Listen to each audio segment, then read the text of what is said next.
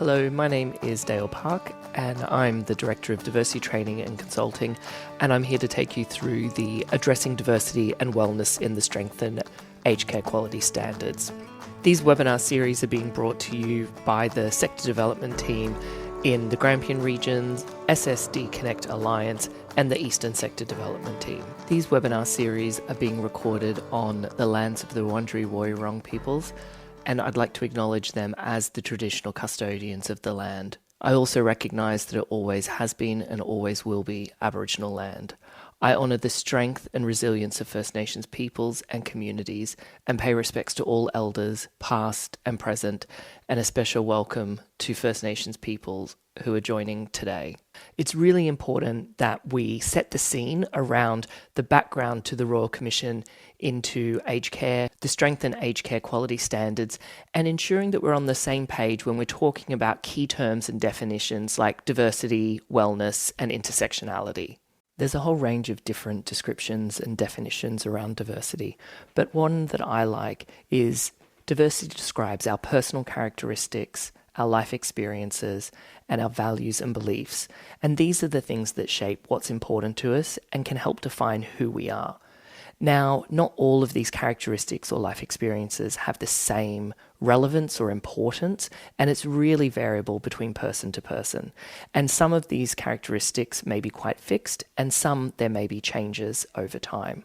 Wellness is an overall ongoing approach to how we design and deliver services. It's a way of thinking and doing. A wellness approach is holistic and supports individuals in reaching their own goals.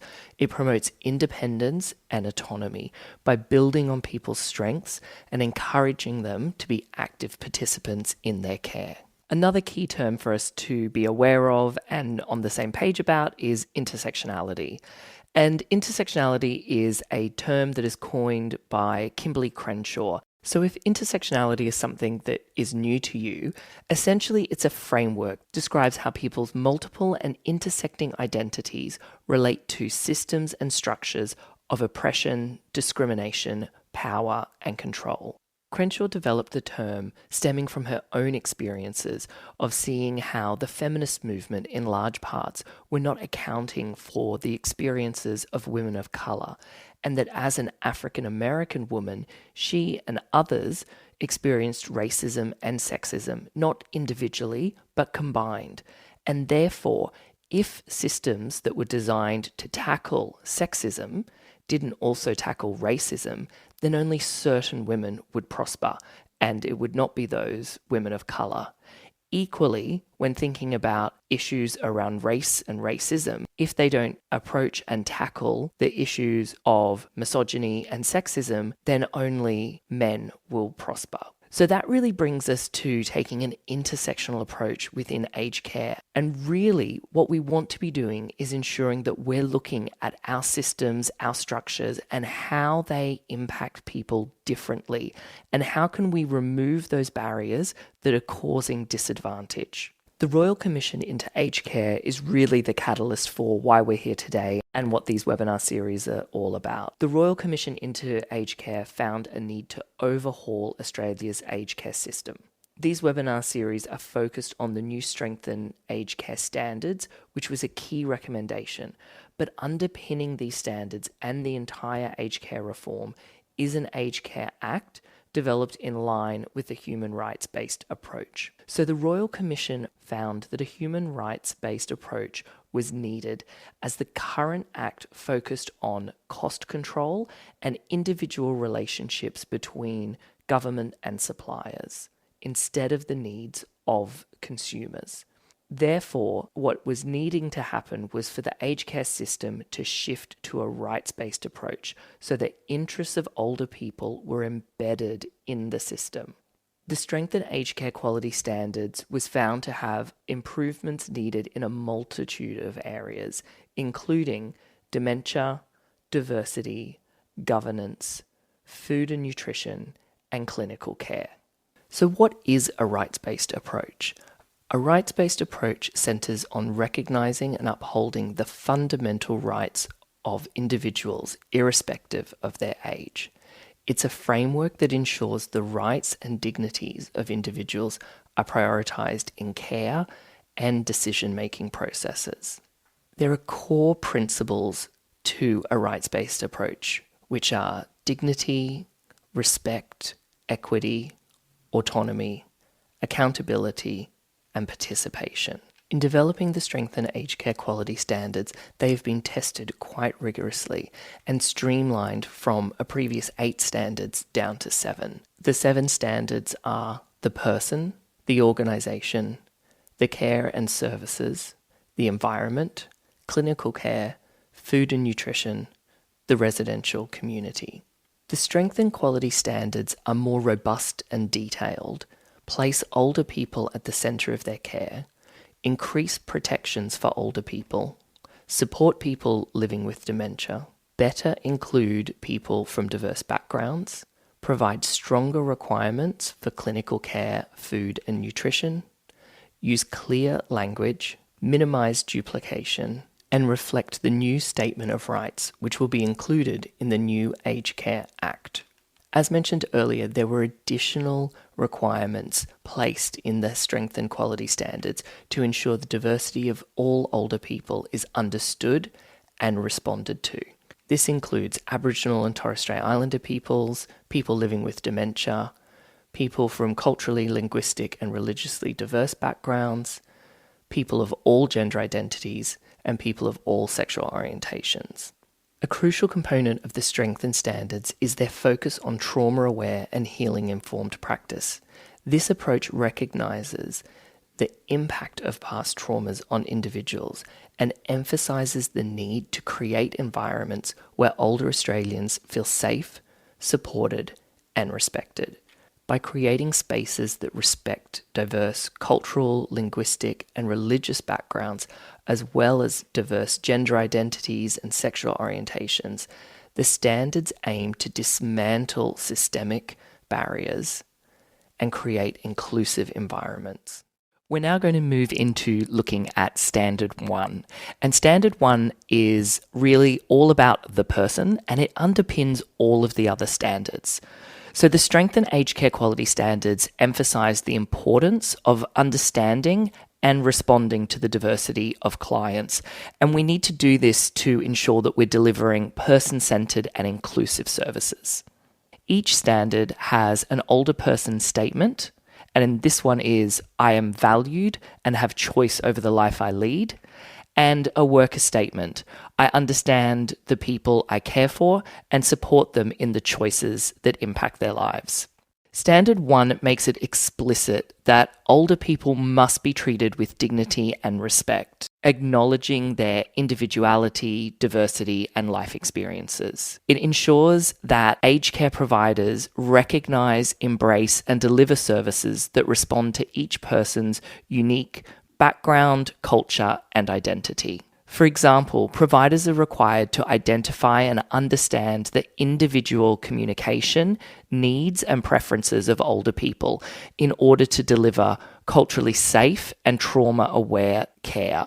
There's also an increased emphasis around providers supporting older people in cultivating relationships and social connections. So what we're going to do now is have a look at a case study, and then there will be questions that come up that I encourage you to pause the video and think about those questions and answer.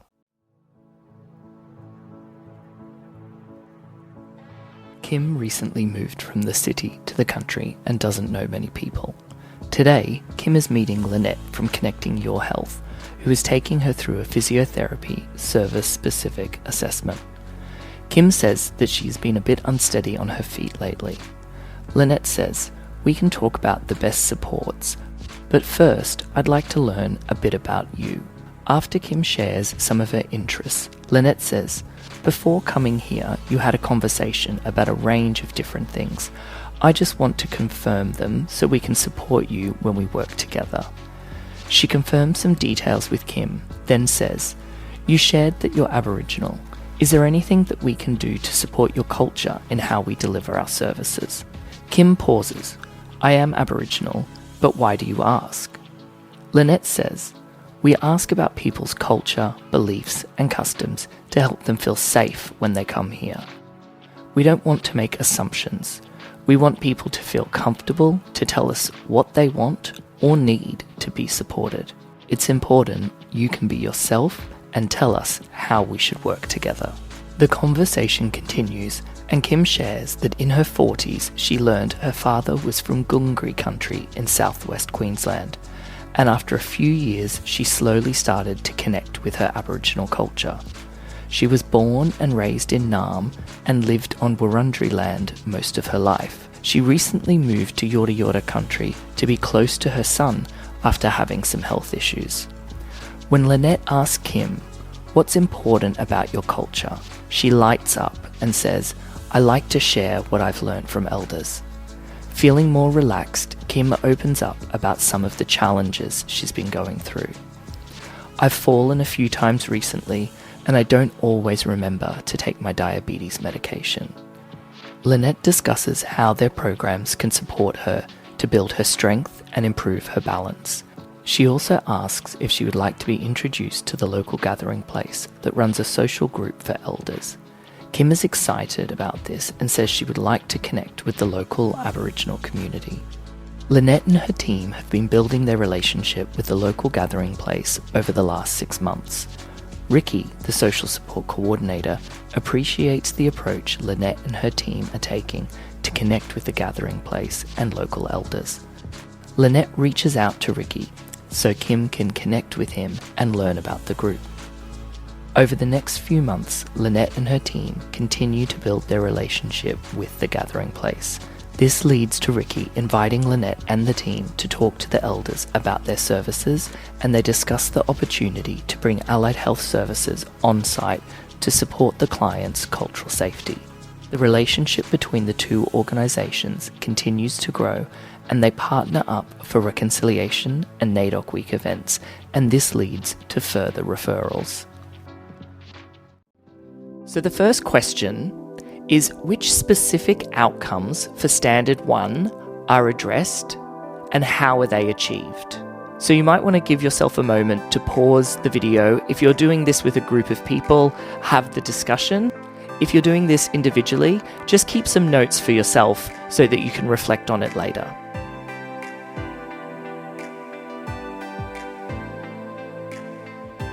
And question 2, how is good diversity and person-centred practice demonstrated in the case study?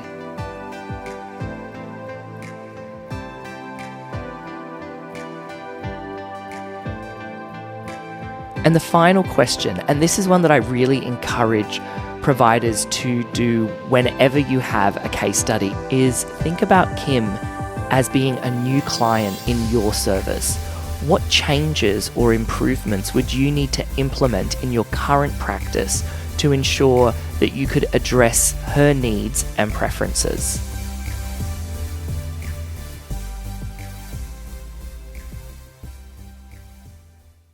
We'll now move on to answering those questions through seeing how the case study aligns to Standard 1.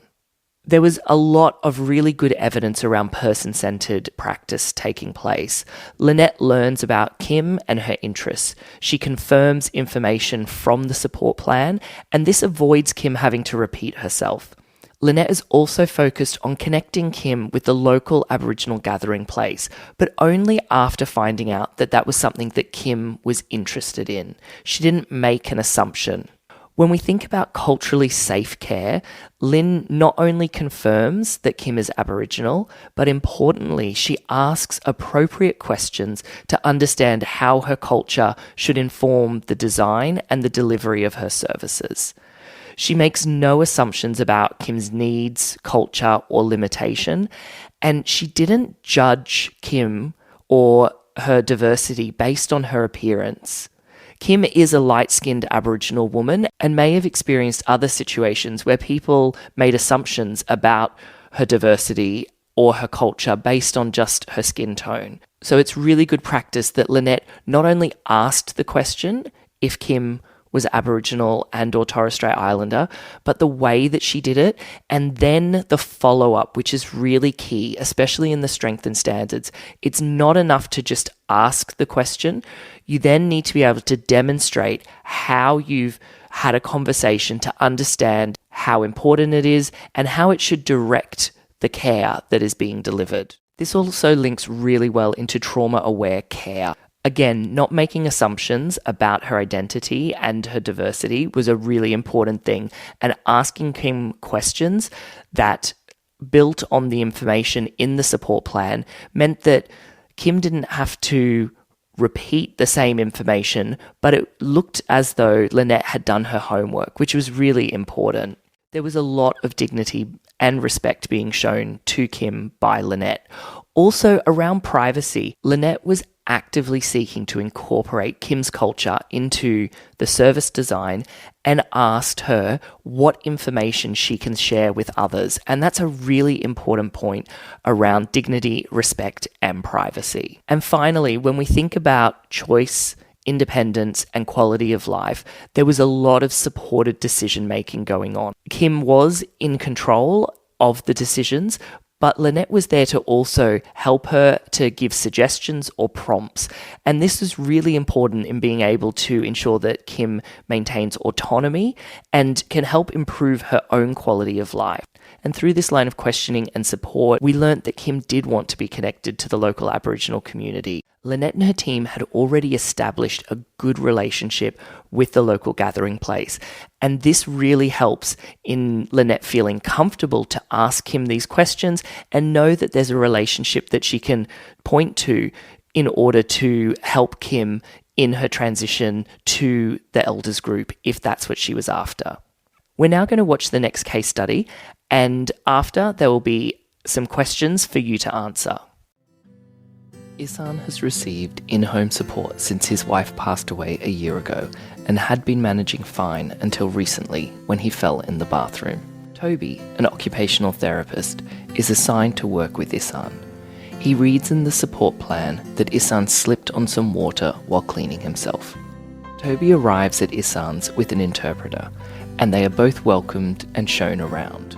Toby explains that he is visiting to understand more about how Isan lives in his home and the specifics of the fall so they can work out a way to keep him safe at home. Toby asks Isan to take him through what happened. Isan says he slipped while preparing for Salat, or prayer. Isan explains that Salat is one of the 5 pillars of Islam. He says it is an obligation that all adult Muslims pray 5 times a day. Before any Salat, Muslims must perform wudu, which is a specific act of ablutions. First, washing the hands, taking water into the mouth, inhaling it through the nose, washing the face, then the lower arms, next the head, then the ears, and lastly, washing both feet 3 times each, starting with the right and making sure to clean between the toes. It is obvious to Toby how important this practice is to Isan and how connected his faith is to his overall well-being. However, he is concerned that performing wudu in this specific way has its risks, and slipping, losing balance, or falling could be likely. Toby shares his concerns with Isan and asks if any adjustments can be made for Muslims as they get older or have mobility concerns. Isan says it is possible, and I did this when I first injured myself, but I want to do it the way described by the Prophet Muhammad, peace be upon him, and I can do it this way. Toby asks Isan, do you understand the risk involved with continuing to do things the way you are? Isan says he does. While this isn't Toby's preferred approach, he recognises that Isan can and must be able to make his own choices and take risks. He says to Isan, if you are comfortable with the risk, then it's your decision, but let's look at how we can make it safer. Isan is pleased to have been listened to, and they discuss options for non-slip mats and rails that could help. So when we think about this case study, how does Toby's approach illustrate person-centred care, and what elements of his practice specifically align with the outcomes listed in Standard 1. You may want to just pause the video while you give yourself a chance to go through the standards.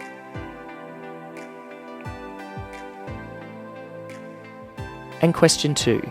In what ways does Toby's handling of Isan's culture and religious needs demonstrate respect and support for Isan's cultural practices and beliefs? Again, just pause the video while you make some notes and reflect on that question.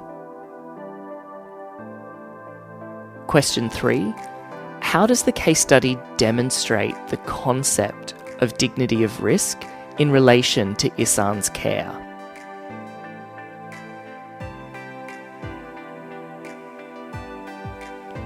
And the final question, considering the interaction between Toby and Isan, what practices would you adopt or adapt in your own work to ensure there was effective communication for all clients from all diverse backgrounds?